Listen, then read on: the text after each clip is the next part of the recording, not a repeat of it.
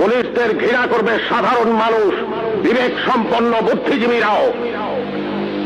আপনারা সবাই ভুলে যাবেন AK-47 মতো মারাত্মক অস্ত্র পাওয়া গিয়েছিল আসামিদের কাছে।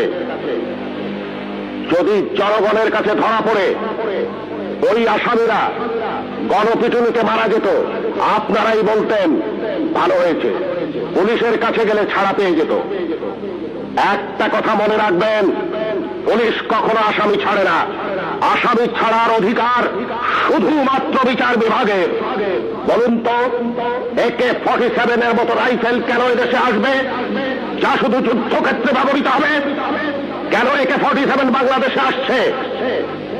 কিসের আলামত? 9 শুটার বন্দুক কেন টিসিবির মাধ্যমে হাজার হাজার বন্দুক সাধারণ মানুষের হাতে তুলে দেওয়া হচ্ছে? কেন? কে জবাব দেবে? এই 9 শুটার বন্দুক দিয়ে কি হচ্ছে? হচ্ছে চাঁদাবাজি, হচ্ছে খুন, হচ্ছে সন্ত্রাস। কে বন্ধ করবে এই সন্ত্রাস? কে জবাব দেবে? কে জবাব দেবে?